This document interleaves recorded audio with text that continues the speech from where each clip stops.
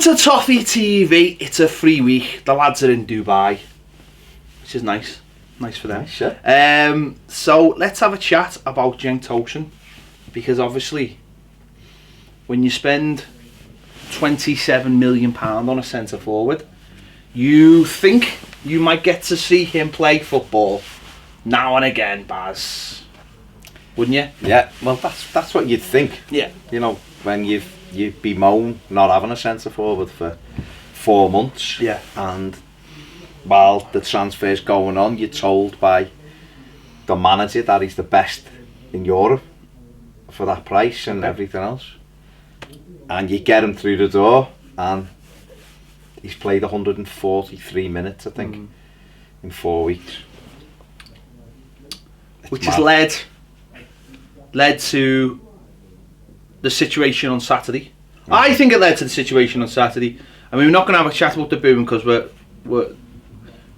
we've done that on the Tuesday topic on Patreon if you want to go and check that out.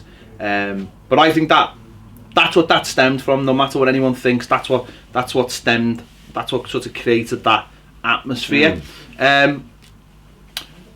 It's funny you say that, because about Sam Allardyce, I was never convinced that when Sam Allardyce was talking about him, that he was convinced about him. I felt like it had been, this player had been scouted, they'd looked at him, and the manager, I'm going to say something now. Fair play to Allardyce for allowing the club to bring a centre forward in when maybe some other managers have stopped that process. Nice. So I think the club might have just gone, right, we want a centre forward, he is the best available, we've done all the analytics and all that, we've done all the stats and all that, and he's the best out there for the money, and we're going to go for him. And I don't think Allardyce was ever convinced about bringing a player in from a country like Turkey that mightn't be up to the levels of the Premier League in terms of physicality. I just don't think he was convinced that January might have been the right time to do that without a pre-season and almost just dropping him into a season. So I think for me that's where it stems from, the idea that he just wasn't fully convinced anyway. But he still talked them up, didn't he? So he could have quite easily, and he's very good at moving himself out of a situation if he doesn't like it. You only have to listen to every post-match press conference he does. That he's good at shifting the blame. There's no problem there if it's nothing to do with him. But he did say, you know, he's apparently he tried to sign him at Crystal Palace. That's what the story goes. So if he's popped up at 2 places in the last 12 months and he's tried to sign him twice, then you'd have to say he knew about him. I just think, well, if I'm the manager, if I'm Sam Allardyce and Everton come to me in December and go, this is the player we've got, and I go, I'm not convinced, he doesn't know it. Well, he doesn't know any because he couldn't sign a left back and I could have got a mate. So quite obviously there's a breakdown straight off. But isn't that how the structure works at Everton, or supposed to work at Everton? Does it though? Because I honestly don't know. Yeah, you can't get a clear indication, can you? You can't get a clear indication because no one wants to put their hand up. And also, we've had different situations where different things have happened, so you can't necessarily nail it down. I can't say, there's no way, let's just say a player like Cuca Martino was signed by Steve Walsh, he was signed by Ronald Koeman, Klassen was signed by Koeman. So there is give and take.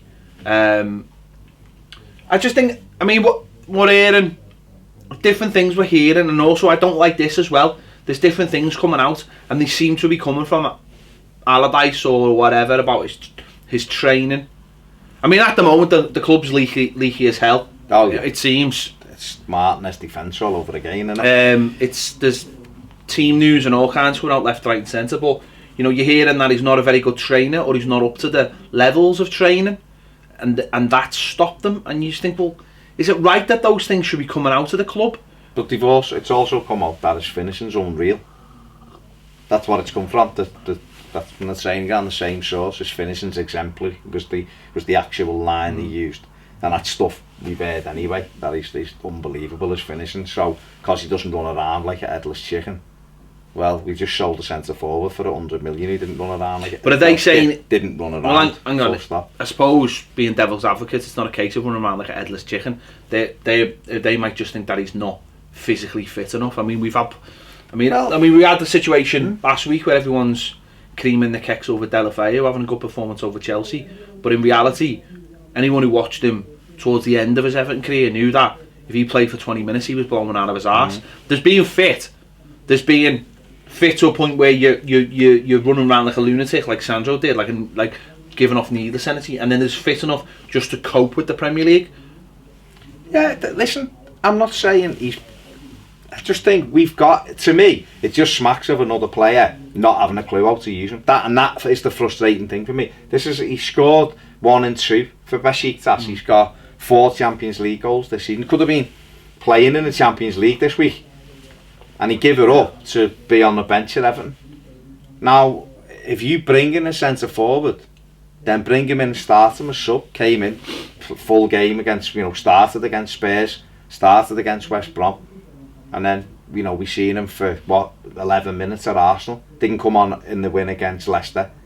He didn't come on at the weekend. Now, the weekend is a different thing. Obviously, 2 defensive injuries kind of curtailed what probably would have been 3 attacking substitutions by the manager, or you'd like to think so, certainly 2. But I just think if we're buying players with no clue, if this is still happening in January, then this whole thing ain't gonna work.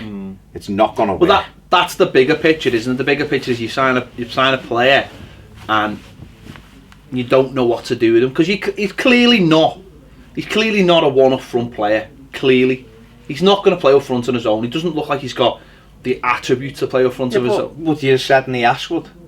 No, but that's 2 years down the line, isn't it? No, that literally is 2 years. What I'm saying to you is, he doesn't have to play up because of Walcott now, right? Because of Walcott, and because on Saturday, because that team is better balanced, I think he will be able to fit into that team. We played West Brom at home, and he didn't have Wayne Rooney in the side, Allardyce, and it was a bit, Walcott had had a day's training, and Tosun's been there for a couple of weeks. So he was isolated. He still linked up a couple of times very well, but he was quite isolated. Didn't have Tom Davis in there, who pushes and gets past the front man. All the things that are in there now to help Niasse. Niasse can't keep the ball for you, because it bounces off him. Well, exactly, that's what it does. But what he does do is he makes up for that by being a nuisance and putting people under pressure. So is it that part of the game though that maybe we were talking about he's saying he's not physically up to it? Maybe it's that side of the game he's talking about then, where it is just generally getting around the pitch, just identifying where he's got to. We spoke about this around after the Chelsea game when Sandro came on. And we said, how many times does Sandro make 10-yard runs, right, to stop a defender and then give up with 5 yards to go, right? There's no point doing that. And Niasse doesn't do that. No. Now maybe it's the same for this lad. Maybe in training he's doing that and he's almost just giving up with 5 yards to go because he doesn't want the physical connection with the player. Maybe that's what he's doing. Listen, Allardyce might be spot on here. He mightn't be at the moment. He mightn't be ready, but I just think it's a bigger thing, isn't it? I feel like we've handled it very well again, and it shouldn't. The mistakes were made in the summer, and they shouldn't have been made in the same mistakes shouldn't have been made in January. The lad scores goals. He's a good goal. Look at the Besiktas fans when he was leaving. Look at them now. They're absolutely seething with what they're seeing. But I just feel as though if you play him in a team, right, it's like having Niasse in the side when you haven't got Walcott there and you've got Schneiderlin in midfield and you've got no one with any legs. What you get is what we had early on. We had it with Calvert-Lewin early on. Although he runs around, no one was anywhere near him, so he was just ineffective. He was absolutely ineffective. Now, the likes of Niasse up there, because he's got Walcott, who's amazing, by the way, and he's got Tom Davis who will go and run past him. Gylfi's getting on the ball more. Wayne Rooney's pulling the all of a sudden, going forward, they look a lot tighter. They look a much better unit than they did. And I just think if he goes in with the right blend of players, you'll get a better idea of what he's like. Sam Allardyce did say he's not getting in the right positions. But again, I just don't see he's had that time. I think I don't know how true it is, but it's come out that he won't start a game till we get to 40 points. Yeah. Right. Now, alright, what that? Again, in defence of the management team or the coaching team or whatever, right? That's, again, what's happened before they came in is not their fault. So, which I know is what you're basically saying anyway. But what, hand on heart, I don't mind that he's not playing, honestly. Because I can't contradict myself in terms of what happened to Sandro and Klassen. For me, Sandro and Klassen were mismanaged. They were put into a team they shouldn't have been put into. Other players who should have been in that team, Tom Davies, you know, their season, someone like Tom's season, has stopped and started, and he's lost confidence, and he's never played in his true position. I think at the moment we're seeing what his proper position is, the way he's playing. That's how he plays, and it's, again, like you said, it's about the players around him as well, helping him and having that right balance. I think Tosun will benefit from coming off the bench. You know, going away this week will be a big thing for him. Going away, being, you know, night and day with the players, getting to know them socially as well, which I think will benefit everyone actually. Working hard and you know, this is the thing with someone, you know, last month when we said about they should go away. Working hard in hot conditions, you know, really knuckling down and training hard and actually just getting up to the level that's expected. And I think that's right, and then introducing them into games. And I think that's really what annoyed the fans on Saturday, was that he wasn't introduced at 3-0. And I know the talk of a defensive, I didn't think it had to be I didn't think it had to be like for like. I thought Tom Davies could have dropped in there very comfortably, and Tosun and Nias could have played up front. Because we've seen, because what we've seen in the last couple of games is that when we go two up front, that's our best form of defence at times, when we go two up front. So I had no problem with that. I know other people say differently, and I know Allardyce say different, and that's fine. But so I think in that term, I just think fans want to see a player given a chance to come off the bench and just get minutes under his belt. Well, this is what I'm talking about. I'm not saying he's not starting and Nias is starting, or Calvert-Lewin starting, but I'm saying we've got to learn how to use him better. I've got no issue with him being introduced for 20 minutes because, like you said before, I'd be contradicting myself, because that's exactly how Davy Klassen should have been used, and Sandro, and it's still how Klassen should be used now. But I think the Klassen and Sandro thing is what's fueling the frustration for this, because if the manager says, look, we're just blooding him in, it's difficult, he's come in from a different country, we know he's a good player, just got to give him time, which is what normal managers would say. No, I don't know whether he's up to it, and the Allardyce sort of has said that. I will say he has said, but he still says those other things, but he has said about Sandro and Klassen though. He has said these players you don't normally see the best out of until year two. I do think that's taking pressure off, not them, but it's taking pressure off him almost to say. And then when if they get quietly pushed out the door in the summer, it's like almost like, oh, it doesn't matter what I said then. He is sort of saying, don't worry about the next season, you'll see the best out of next season, as I say. And he's sort of saying the same out of him. But when you buy players nowadays, you do expect a little bit more. You do look around the league and you look at players who get brought in and you think good players don't necessarily take time. Good players come in and top players don't take time. Yeah, but then again, look at Jelic. When Jelic came in, Moyes just played him all the time. He just played and he found his rhythm very, very, very, very quickly, didn't he? Well, yeah. But then obviously it disappeared very quickly. Well, actually, that brings a good point up, because I can't remember who I heard saying about it, but I heard someone talking about it the other day, and it's actually, do we have too much at the club in terms of when we had Moyes, right? Players had to come in and adapt very, very quickly because there's nothing else for them, or they might take 3 or 4 games or 5 games. But they got the game time because there was nobody else. If you were brought in and you'd had money spent on you, legs, you were playing. You know, the likes of Pina, it took them 3-4 games to just get up to speed, but they had to because there was nobody else. So they got in, got the minutes, knuckled down. The manager didn't say, "Oh, you'll need time," and it was like, "No, you're playing now." Tim Cahill, straight in there. You've come from the Championship, so what? Straight in there. There wasn't, well, we can leave you out this week because there's that play. They played. And you imagine if someone like Tosun, if there was nobody else, they'd have to play and they'd have to adapt and they'd have to... Do you think if Ronald Koeman was still here, not obviously, he's a different thing, but Klassen would have got more game time? No, because it was him who pushed him up the team. Yeah, but he was on the bench, wasn't he? But I'm saying, but it was him who binned them. So do you think that now? Well, no, because I just think that comes from... I think that comes from the same thing. I think that comes from the pressures of having not only all these games, but the pressures of having all the players as well. Maybe that's what Allardyce talks about when he says I've got too many players. Maybe he doesn't like the fact that people will come and knock on his door and say, why aren't I playing? Or the press saying, why isn't he playing? Or the fans saying, why isn't he playing? Maybe he likes a small... I think Moyes loved the small squad. He loved it.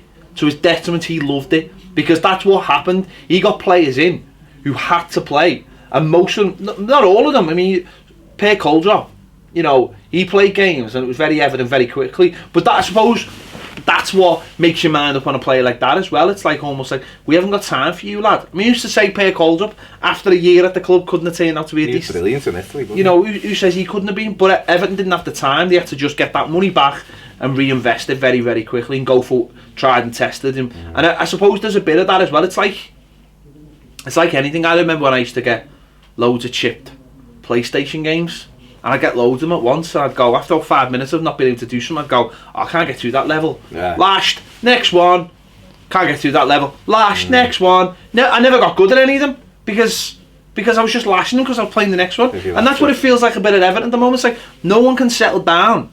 No one's getting time.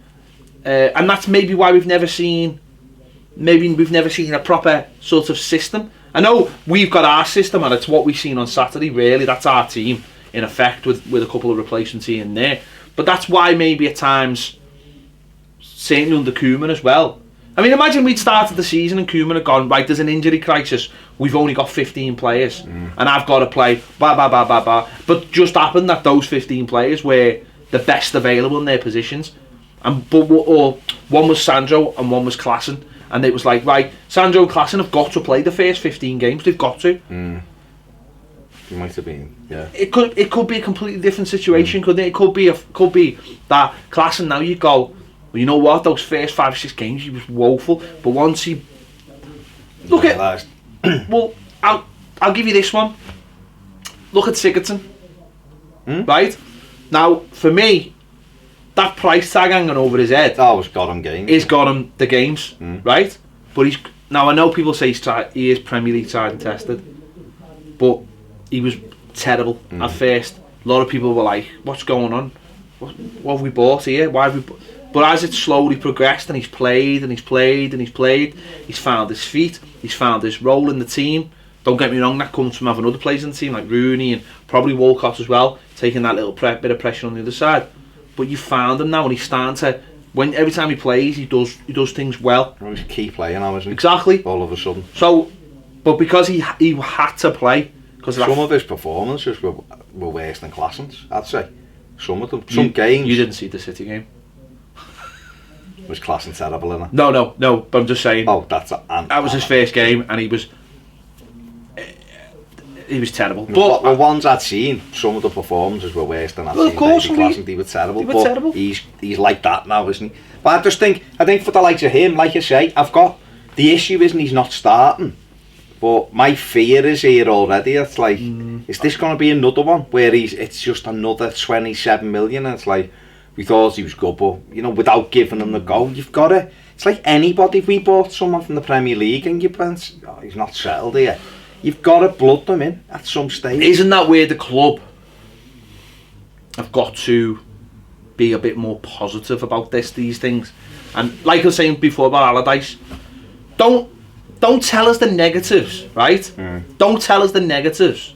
Tell us the positives. Keep reaffirming to us as fans that why these players have had slow starts. Keep telling us why Davy Klaassen has had a slow start. Don't tell us he's crap, because we're not stupid. We all. Some people will say he's crap. Some people on the first day of the season were telling me how crap Davy Klaassen was, right? But don't tell me what he hasn't got. Tell me what he has got, and let's work on that. Don't give me the negatives, because people will just take the negatives and run with them. Give me the positives, and let's see what we can do with the positives, because there are a few people in this boat. There's him, there's Klaassen, Sandro if he ever comes back, Sigurdsson wasn't, Lookman. There are give me the positives. Tell me why it's going to be okay. Tell me what you're going to do to give this lad scores goals, good in the air, 2-footed, got a trick about him, knows where the net is. Right, that's all the attributes to be a good centre forward for me. Now, alright, he mightn't be the hardest working centre forward. Well, I've just watched another one for 4 years. He was by far not the hardest working. I watched an hour of him yesterday, and he can trap a ball further than I can kick it. He's still shite at the rest of his game. Yeah, but that lad will score you goals, and when he puts his head on it, he's a handful. Right? We don't know anything about him, and that's the frustrating thing. There's games that have the Leicester game for me. That was frustrating. They got a penalty, so it meant he didn't come on. And you're like, Dominic Calvert-Lewin, just because he runs, shouldn't be the first choice sub for me. He shouldn't be. He would have been mine. But that's you. But you love him. I don't love him. I just think he's all right. But I know what he. But in a game like that, I know what he gives you, and I don't know what this lad gives you. Exactly. But this lad could have come on and got two. But on the other hand, they could have bounced off him all night. But he didn't. That's the one thing. His touch is good. It's what he doesn't do is he won't close down as well as Calvert-Lewin as well. But that's the point, isn't it? But his touch is better. I'm not, because I don't think this lad. I don't think it's been put at his door that he's lazy or he doesn't do that. I just don't think what he said is the levels are not there. I don't think he's lazy. From what I've seen of him, he's not lazy, and that's why they all loved him. He will do all that running. I think what they're just saying is that he's just not up to the running. But you're never gonna get if you've got no barometer. You can't get to the level you need. No, I know that. It's like it's saying, you need to do this and you need to do that. Well, let me do it then. I can't say I've practiced here and I'm ready. Isn't that what they'll be seeing in training? Because I've seen a story today about Tom Davies, and they've said about Tom Davies. He came to the coaches and said, "What am I doing wrong?" And they went, "Is your analytics, is your stats?" And his training's gone up. And he's in the first team. Now maybe it's just a case of that with this lad, that he's just not on that level yet in training yet. And that might just be physically, like he might have come in. I'm not saying he's coming overweight or anything, but maybe he has come in overweight. Maybe he's come in. Maybe it's not overweight to him. Maybe it was fine to him. But that's the difference in the Premier League and Turkey. Do you know what I mean? It's like if I went to a running club or something, and I was running in a running club and I felt I was great, and then they were like, well, this is only the RS level, don't you? That next level, that's actually the tough one. And you go into that and you're like, okay, it's like anything, isn't it? Of course, listen, the Premier League is margins, isn't it? It's fine margins of what's successful and what isn't successful. And I get it, and I understand all of that, of course I do. And I know that it can be difficult, but I think it's like you've just said, it's about the information that's coming out the club. That's the thing that's making people go, hang on a sec. What we should be saying is, he's great. He's a great lad. He's working hard. He'll score us goals. We're just trying to get him. We want to make sure that he beds in, because he's had a couple of games and he's not quite at where we need him to be. So therefore, we're going to work on that, and then we're going to get him up to speed, and he'll get back in the side. It's not being it's the stuff I'm like, and I've seen someone that I say this in 5 different interviews. We're not sure if he'll ever be ready. What kind of comment is that? What is that about someone who's been scouted since October? What are you on about? How do you ever know? And you can't say, well, lads who come in from Turkey. So what? There's no other striker, and so no one has come in from anywhere else in the world where you'd go, why is he coming in? He's no good. Otherwise, we'd only ever buy Premier League footballers, wouldn't we? Comment like that is like he's detaching himself from the buy, for me. But that's fine, so we should have done that. No, that's what I'm saying. A comment like that, it feels like he's because I think Allardyce is very good at this. Sometimes he's like, this is all down to me, and other times like that's nothing to do with me. Allardyce is brilliant at doing that. He's brilliant. When something good happened, that was me. When something bad happens, nothing to do with me. That nothing to do with. He's brilliant at doing that. Yeah. He does that. I've seen him do that about fucking 20 times already while he's been at the club. But you're right. It's not. As I say, I've got no. When it comes to the footballing side of things, let the lad get to the level. Keep telling everybody that. Listen, don't. It's like in the ass at bells, isn't it? Like remember, like the first bit. Oh, he's got a wrist injury and he's training hard and blah blah blah, and you're like, yeah, something doesn't seem right about that. I'm not saying that's like this, but just. No, but that's how it feels. Just reaffirm the positives. He's only been here a month, less than a month. Reaffirm the positives. Just keep just saying, listen, he's not there at the moment. We're getting him hard, and when the time's right, we'll introduce him into the team because we know he's got quality. His levels at the moment are just not, and we're finding out about him, and he's finding out about us. And he could say, at the moment, Umani Ash and Dominic Calvert-Lewin are doing well, so he's gonna have to fight because, like everybody, that's what we need or whatever. But I think it's born. My frustration is more of it's just mirroring Sandro and Klassen, and I don't like it. Do you know what I mean? Well, and that to me is a massive worry. And I think another thing that just very quickly that worries me is that you're hearing things as well about like, oh, we'll decide on this and we'll decide on that. No, nobody at Everton Football Club should be deciding about the future of any player at the moment, for as far as I'm concerned. But if he thinks if he's been told he's staying, then he should be deciding. Well, it doesn't matter whether you're asked. If he's being told he's the manager next season, then you'd expect. Things in football change very quickly. If it was Marco Silva in charge of us now, or it was Fonseca in charge of us now, and he was saying we'll make some decisions for next season, you'd be making because they're long-term managers. This fella might be. He's not though, is he? He's not. But he's not the long-term. I know, but he's not the long-term manager. And Steve Walsh at the moment doesn't seem to be the long-term director of whatever. This is what I'm saying. These decisions. No, but, all right. So Allardyce doesn't stay. Sorry, Allardyce stays. What happens? We just don't make any decisions on anybody. Those decisions need to be made by you. By Mashiri. But he can't. He can't. Decisions as no. Mashiri's got to make the decisions now. Look, he's got to start looking at it now. Whether he's keeping Walsh or whether he's keeping Allardyce, he's got to start making those decisions now. So what if he's made that decision? Well, then he should tell us. Well, he would say. I'm just playing devil's advocate. No, you are. I'm just saying. He might already say, well, this is what I worry about. See, it's like the Fonseca stories that keep coming up. Dave and John Merrow saying that Everton are getting. Let's be. No, it doesn't matter. It is because what's happening is people are running those stories and everyone's jumping on it going, Allardyce is gone. No one knows if he's gone. I'm not asked about what the stories are. That doesn't nothing to do with me, right? Nothing to do with what I'm talking about. What I'm saying is. Well, it is because you're saying. No, it's not. It's not because Allardyce is not going to be here, right? In summer 2019. Okay, but right. So right. Just listen. He's not going to be here in summer 2019, right? So we're making decisions, or it looks like we're making decisions on players whose Everton career will go past 2019. So maybe not. So take someone like Lookman, right? For me, there's a lot of short-term thinking about on Lookman, where he's got a long career ahead of him, right? And that's what they're my fundamental worries at Everton at the moment, that short-term decisions are being made on everything. And I think a lot of people have got this worry. Short-term decisions are getting made, right, on long-term issues. Okay, the average lifespan of a Premier League manager in the job is something like 19 months. Yeah, that's fine. Or 8 or 17 months. But that's Sam Allardyce could still be here at this time. But that's fine. So why wouldn't he make a decision? Because that's not. I'm talking about everyone.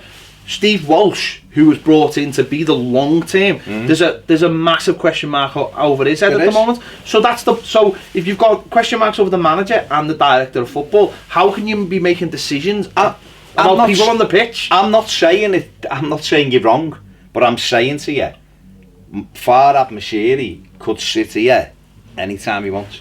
Could sit here and say, but there isn't any question marks. Sam Allardyce has got a contract until June the 30th, 2019. So he's Everton's manager. But that's fine. So he's got to choose players for next season and let players go. If he doesn't think Ademola Lookman's good enough, we'll sell him in the summer. Doesn't matter if someone coming in 2019 thinks Lookman's good, because another 16 months in a player's career is a long time. He's not going to sit around. No, I know that, but it's not. And Steve Walsh isn't under any pressure.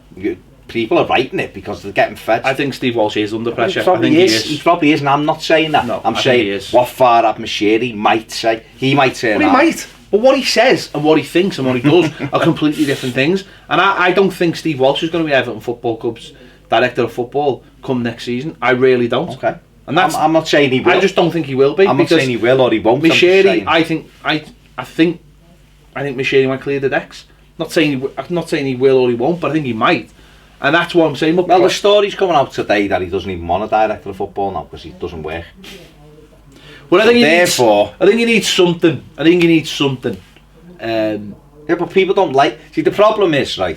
The problem, if we'd got Monchi, right, regardless of whether he worked or he didn't work here, people would have been going, he's boss, he's this, he's that, he's getting everything right. Forget the first team, he's doing everything else right. Okay? Steve Walsh might be doing everything right, but it's not working on a first team level. Right? I don't see many fans going, first team shite, but tell you what, the 18s are fucking great, our 23s are boss, our under 16s, he's got 6, fucking brilliant. Because they're getting the best players, because Steve Walsh put a great thing in. Because no one's arsed, really. It's great. They're just a little side thing. Right. Yeah, you can go, our 23s are great, and the progression's fantastic. They're not really bothered how the club works. They're only bothered about 3 o'clock on a Saturday afternoon or whenever the game's kicked off. And Steve Walsh's input into that might be minimal, for all we know. It might be absolutely minimal. I imagine it is. I imagine he's scouting, he just basically compiles reports and goes, he's good and he's good, what do you think of him? Right? Now, whether we can get someone to come in and do that role any better, I don't know.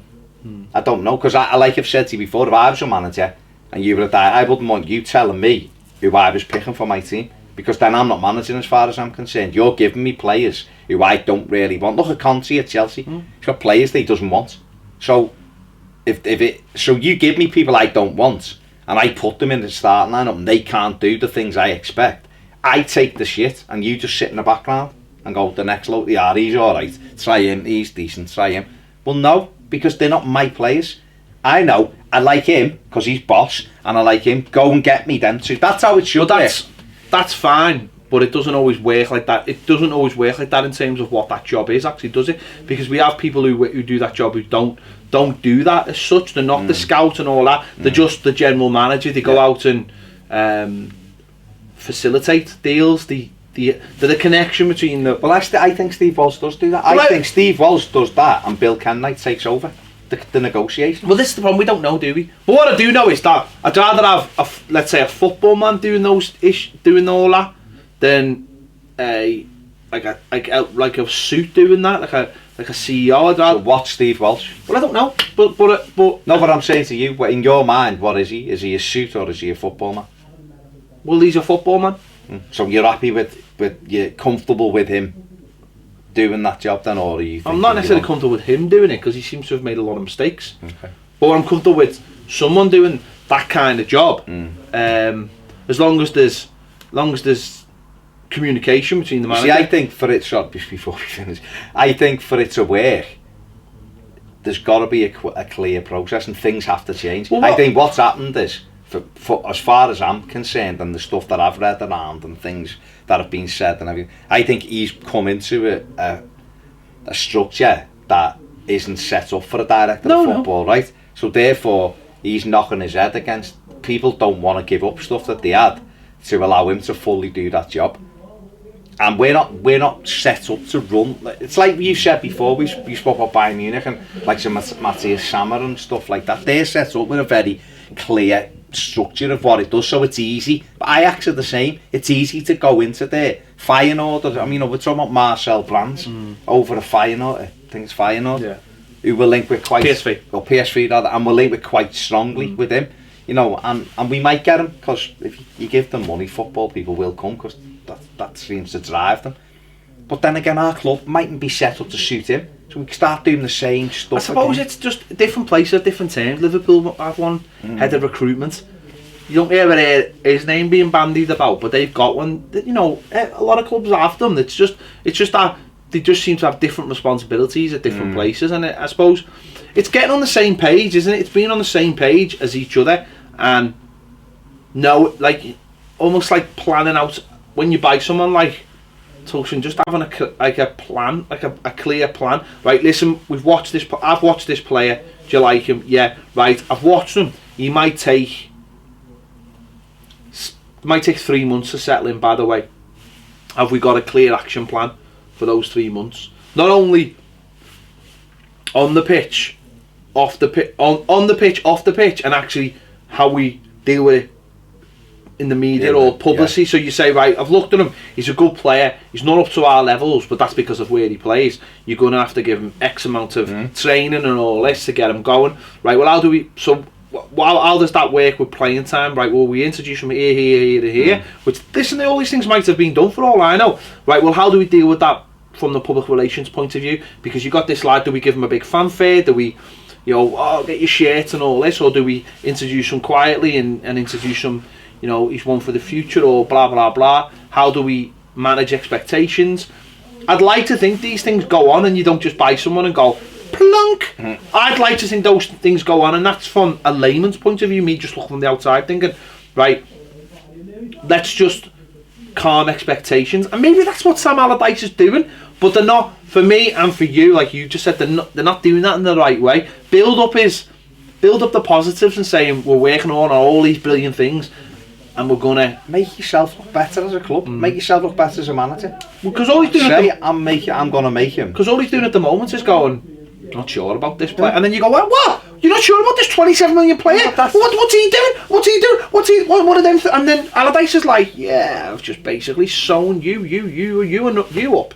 Yeah, but that's what he's doing, isn't he? And he's what he's doing is calling into question the whole process, and making himself look a dickhead. And on the outside, you're making us look at the structure and go, this isn't working. It's a load of bollocks, because you've had all of those months to choose someone. You pick someone, and now you're telling us, no, he's going to be boss for us, just let him settle. You're telling us he mightn't be good enough, and that to me causes massive alarm bells. Just massive alarm bells. I've got no faith in the system, because we can't afford to go. It's like I've just said, if the manager isn't picking the players he wants, you're left with just pissing money up a wall, essentially, because I'm, and you're messing with people's careers as well. Of course you are. Lad could be playing the Champions League, and I don't know. I just think the whole process doesn't seem right, and if it is right, then give the manager some pointers on how to speak about it to keep it positive, because he's great telling you how positive it is, but he's great telling you how great he is. I've got more than 2 points at home games since I took over, so what? So I want fucking 7 of them, not thinking 5 of them or whatever. And how about winning some away games? Well, that's the thing, isn't it? Well, we've got 3 of our next 4 are away from home, so we need to win. Save that. He needs to win 3 of the next 4. I know, instead of saying they don't matter, actually. There you go. Give us your thoughts on Cenk Tosun in the comments. Do you want to see more of them? Do you think they've handled them right? And do you just want to see the club be more positive in their approach about how they come across to the fans and the media, about how they're going to use them in the future?